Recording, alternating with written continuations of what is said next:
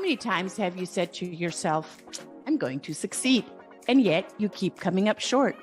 You probably noticed that high achievers with heart do things differently, but you just can't put your finger on it.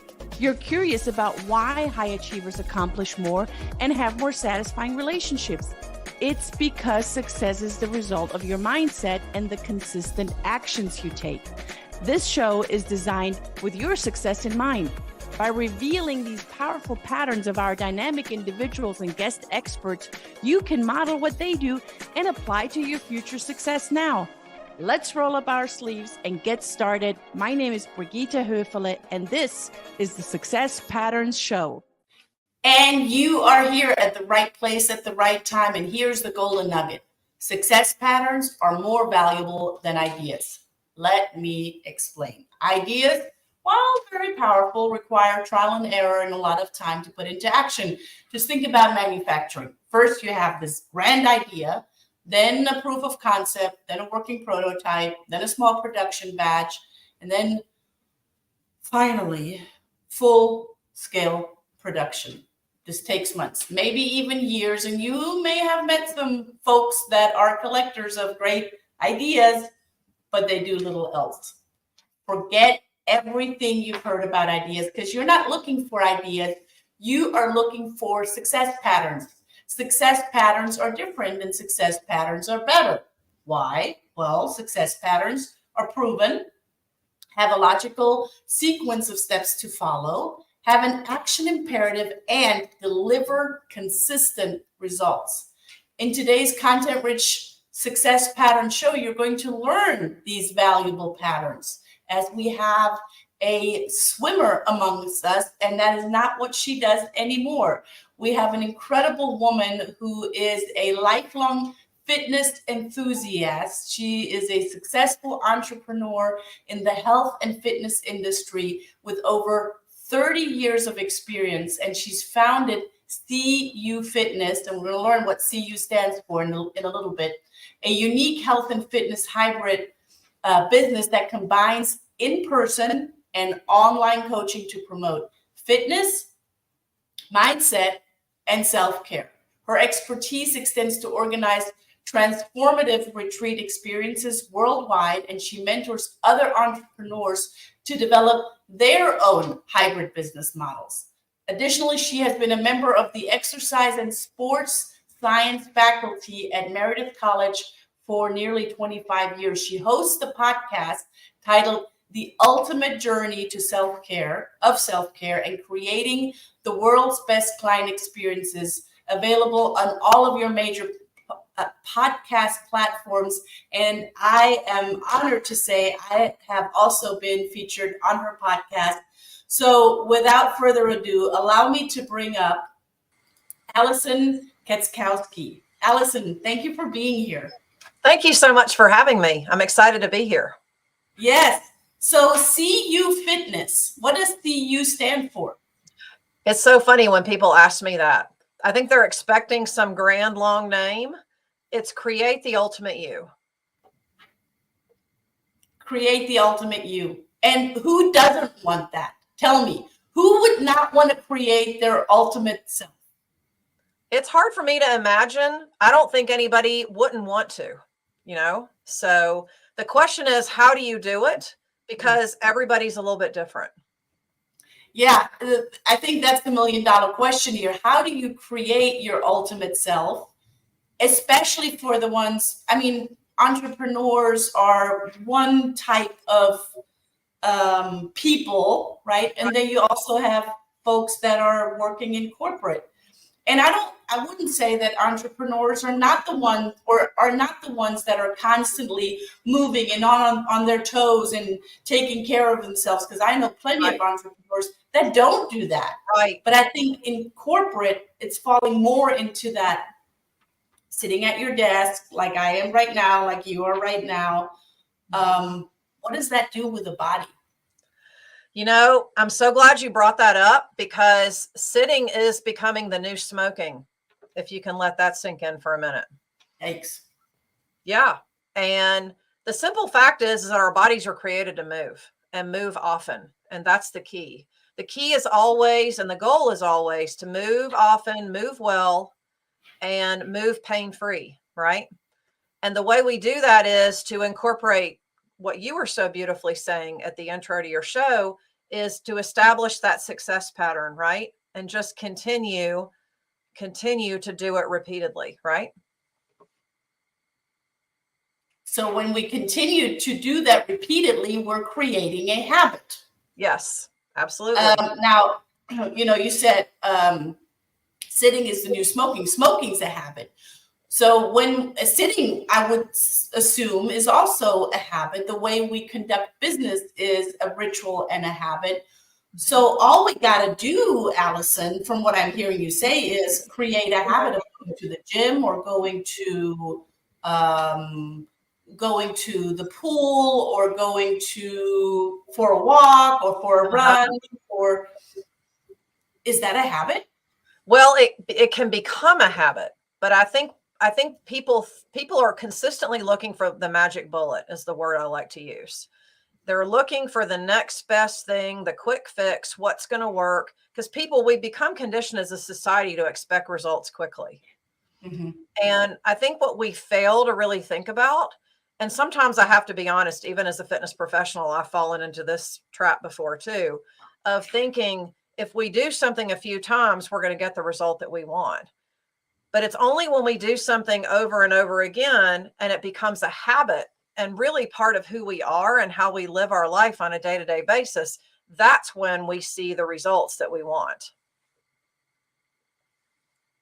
And when we see the results that we want, we will then be more energized or driven or disciplined. May I say the word motivated to do more of that. So it's like it's a catch-22 though. Right. Well, it is, because I think that we get so focused on looking for a specific outcome that we forget that really the whole reason that we're doing it is what we're learning along the way. We're literally becoming a different version of ourselves. Mm-hmm. Okay. So if we want to get somewhere that we've never been, okay, or if we're trying to work to get somewhere that we've consistently struggled to get to, we're going to have to look at doing things different. And the secret of our success is always in what you do every day. Mm-hmm. It's always in the little things. It's finding that right rhythm and that right series of things that you can just easily rinse and repeat. And then it becomes a habit. And when it becomes a habit, we don't think about it. We just do it. Right. Now we're on auto. So during the pandemic, I think the standing desks, which I have one right here, have become very popular. Mm-hmm. So now we're going from sitting to standing. Is that better? Is that different? And how does that break up the pattern? Well, the thing about standing, and what we have to understand first is, from the physical standpoint, when we sit all day, we're not really using our body in the way it was intended. Not only are we not moving, but we're not engaging our muscles. Then on top of that, you think about all the postural muscles that we're not using, because how easy is it just to kind of, slouch? And honestly, I have to remind myself to sit up straight, right? I mean, I think we all do. It's just not something that really comes easy. So when you add a standing desk in, then guess what? Not only are we using more muscle, we're more conscious of our posture. All of that comes through in the energy that we use to present ourselves. Right. And so at the end of the day, not only have we expended more energy and burned more calories, but we're doing more to kind of help keep ourselves more physically fit, because we're being more physical throughout the day. Yeah. So to come to that point again, breaking up the sitting at the desk. Yep. I mean, I went to a meeting yesterday and the woman was literally eating at her desk. Yeah. Yeah, not even, she probably got it through DoorDash, not even getting up and go out just for a walk. Yeah. So how often, Alison, would you say people that have a sitting job, how often should they break it up? And how should they break it up with? One of the things that I always tell my clients, or when people ask me this, is The easiest thing to do is to set your phone or set some kind of alarm so that you get up at least once an hour. So if you think about it, one of the most common, well, I don't want to call it an excuse. I guess it is an excuse, but one of the common reasons that people give for why they can't do something.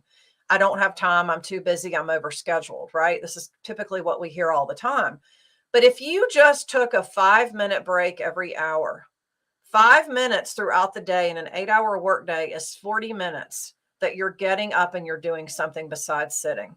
So at the end of the day, you've created 40 minutes for yourself in activity when you've tried to tell yourself that you haven't had time for it before. That's the great irony in all of it, is that we say we don't have time. Okay, let's look at that. We take a break once an hour. That gives us 40 minutes right then and there. And that's not even counting if you got a workout in. Well, and if anyone that has ever smoked is listening to this, they're like, if you're addicted to the smoking, you must take that break to go out and have a smoke. I don't know what that feels like because I never smoked, but it's the same strategy, maybe not as healthy, or definitely not as healthy. Mm-hmm. Yes, absolutely. So if someone then breaks it up, so five minutes every hour, that adds up to 40 minutes, does that replace the boot camp or the going to the gym or the additional walking or the additional swimming or whatever? Well, I'm going to be very careful how I say this because I don't want anyone listening to get the wrong idea. I'm always in the camp of what I like to call living in the and. I'm always in the camp where let's not choose one or the other. Instead, let's create a schedule and a scenario where it's possible to achieve both. So for example, for the person who's very time crunched, okay, in today's day and age, it's so easy to get that extra activity in. So if you work the 5 minutes in once an hour, like we're talking about, and you're looking at a very basic workout routine, maybe it's not even every day that you go to the gym. Maybe it's 2 or 3 days a week. That's still the best of both worlds. So it's not really an issue of having one or the other. The question should always be, how can we make both happen? And how can we do it in a way that really works for us? So what I like to say is you literally have to learn to innovate your workout like you innovate in your business. Every successful entrepreneur that I know is an innovator to some degree. We have to learn to do that with how we take care of ourselves too, because it's not a one size fits all.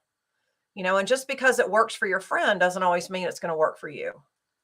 Right. So it's also very individualized. Now, your fitness program is not just in person, it is also online. That's correct. Mm-hmm. That's correct. And how do folks find out about, like, I would assume we have some listeners and some followers here that are realizing that they are sitting at their desk all day, all week, all month, all year, that something's got to give. And now Alison shows up and they're like, okay, how? Tell me. Well, we're spending, like, to your point, let me just backtrack for a minute. To your point, if we're really like having that reality check and we're thinking about how long we're sitting, think about it. At least 8 hours a day. And just about every entrepreneur that I know works more than 8 hours a day at some point, right? Yep. So we're actually talking about more time than that to sit.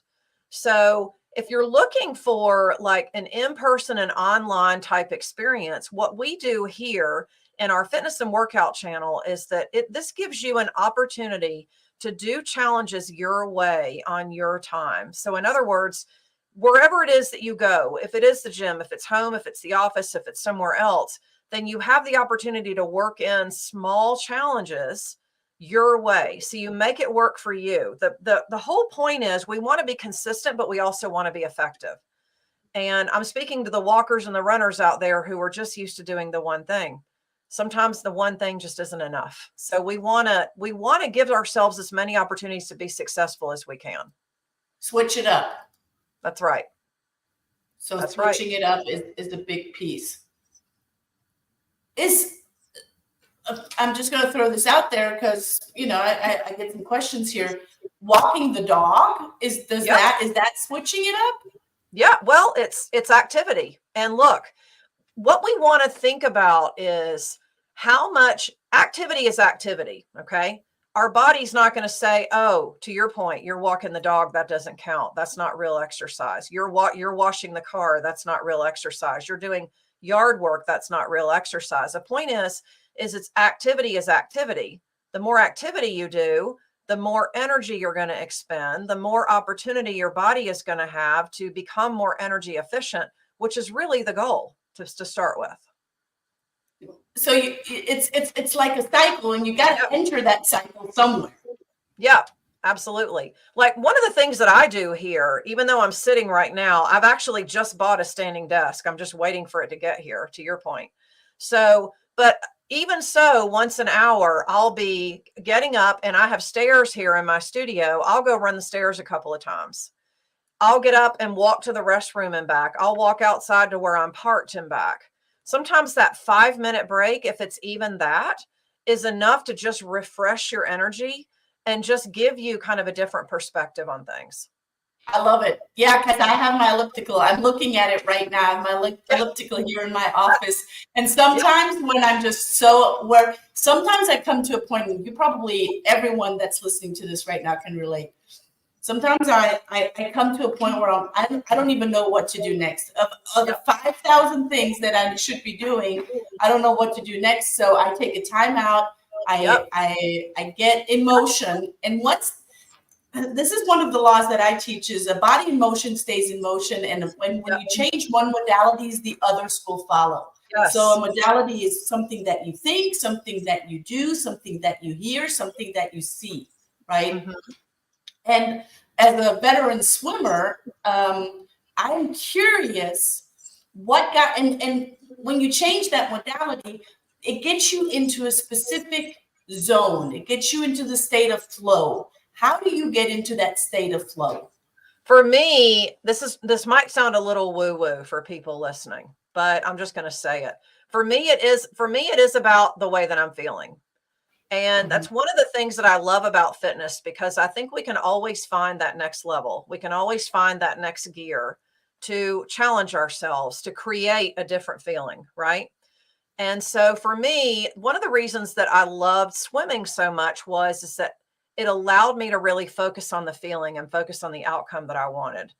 And that's one of the things that I still focus on now, regardless of what I'm doing, whether I'm lifting weights, whether I'm walking, whether I'm working, talking to somebody like I'm doing with you right now. It's all about the feeling I want to create. And I know, because I know my body so well, when I'm in that zone, when I'm going to actually be the most creative and when I'm going to get the most done. If something feels off to me, it feels off and it's just not going to work. And I know you know what I'm talking about.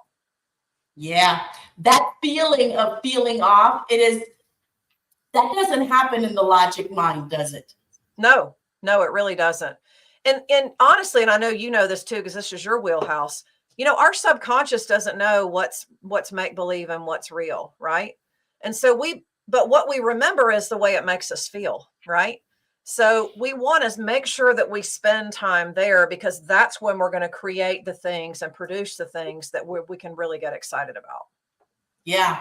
And I love how you're segueing now from the physical body through the mindset or through the subconscious mind into business. Yes. And you're coaching B2B. Is that correct? That's correct. I do a lot of B2B and about a little bit of B2C still, but yeah. Okay. What would you say, other than sitting, is the number one challenge that people have right now in their business? I think people get so dialed into doing things one way that they forget that there's a multitude of ways to get to the result that they want.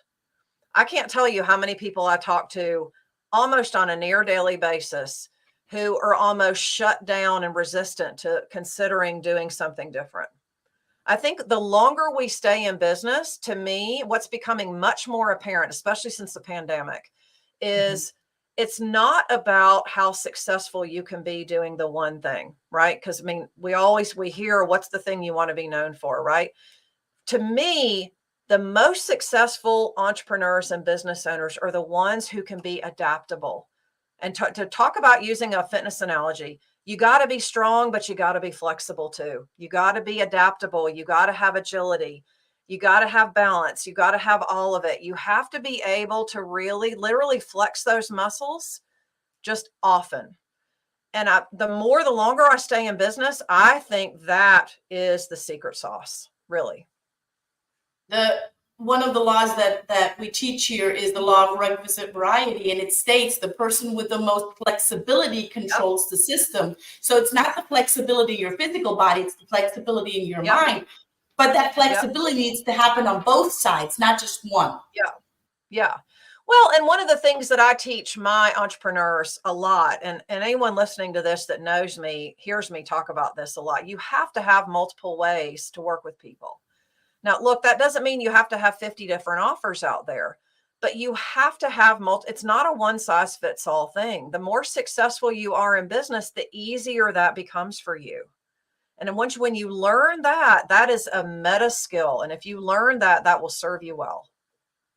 Yeah. How do you motivate? Let me use a different word.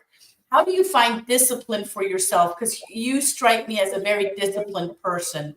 How do you find discipline for yourself? And then how do you teach that discipline to your clients? One of the things that I find that really helps me stay disciplined is I'm consistently making commitments to myself. And anyone listening that's a business owner can relate to this. We work harder for ourselves than we have working for anybody else. When I think of the jobs that I had before I started my business, I worked hard. I've always had a good work ethic. I've never worked harder than I do since I've been working for myself. And so I am my own worst critic, right? And so for me, the discipline comes in continuing to strengthen that muscle to keep showing up for yourself, right? Because how many days do you not want to do something? There are plenty of days. It's not that I don't have any bad days, right? We all have them.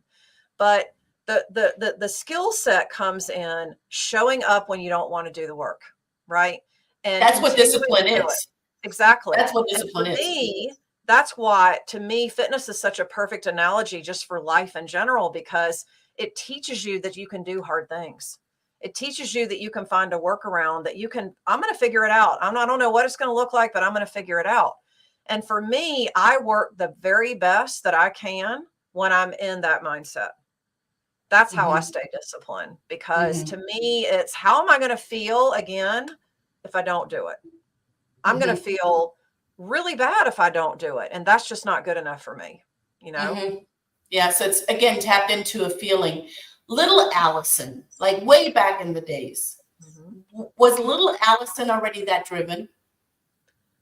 Little Alison learned to be very disciplined. I was the oldest of 4 kids, and anyone listening that's an oldest child can relate to this.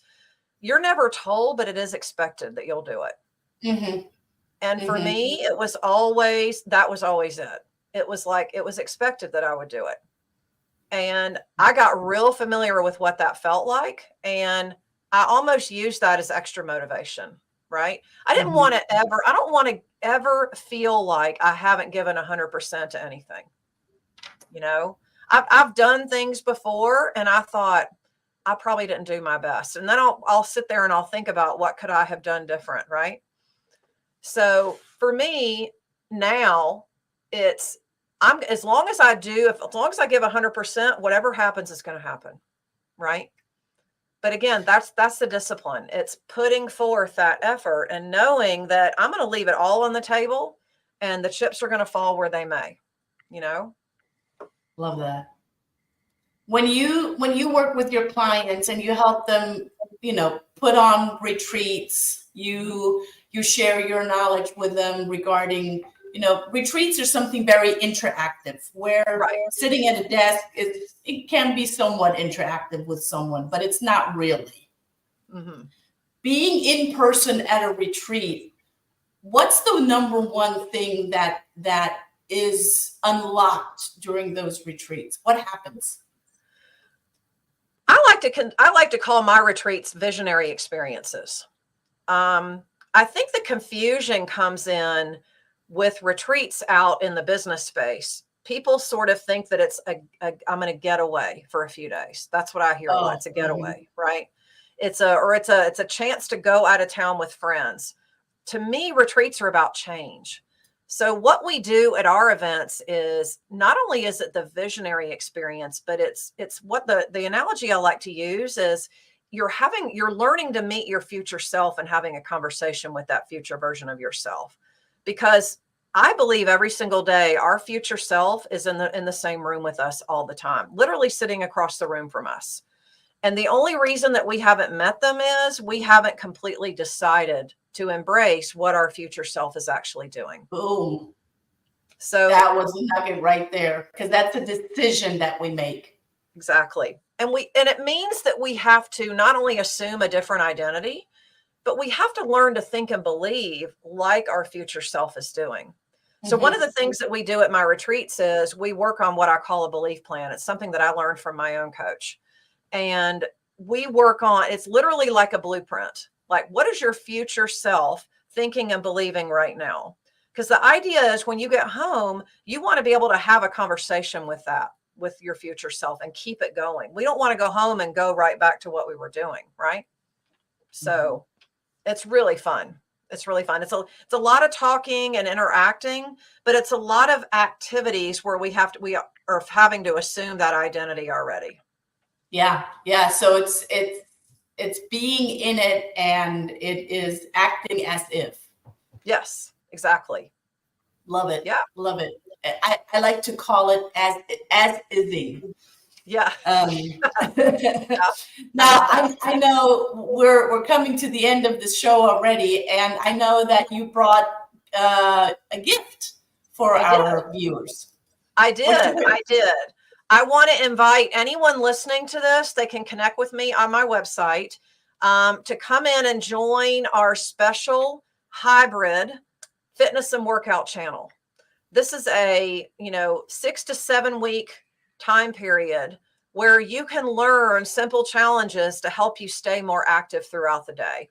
And you can do it from wherever you are. So you can do it from home, from your own gym if you're already in a routine, or from your office if you're someone who works out in your office. So what you want to do is connect with me on my site and just look for the Connect with Me bar at the top. Send me a note. Say, hey, I heard you on Brigida's show, and I will gift you a free ticket to that. So we're running one more round. We're running one more round that we're actually starting this week, but you can still get in on this if you're not listening to this and it's Friday or Saturday, say, right? But this is the last time we're going to run this in 2023. So, and I promise I make it fun, I make it easy, and hopefully so that you can feel successful. Yeah, I love that. So go over to thealisonkay.com. Thealisonkay.com is Alison's website. She took out the Katschkowsky, so you don't have to spell it. The Alison K. It's really simple.com. Go over there and connect with Alison. Alison, how else can people get in touch with you? Well, they can obviously go to my site. You can check out either of my podcasts, The Ultimate Journey of Self-Care, which you were a guest on not too long ago, really.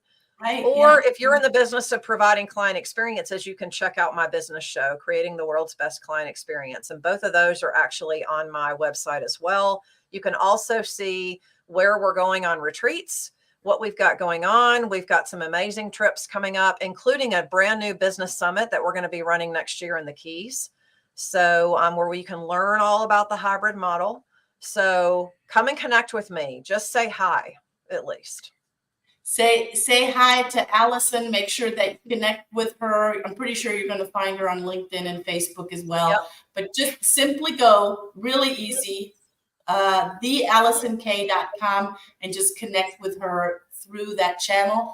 And in the subject line, when you send through that channel, say, saw you on the Success Pattern Show or saw you with Brigida. Yep.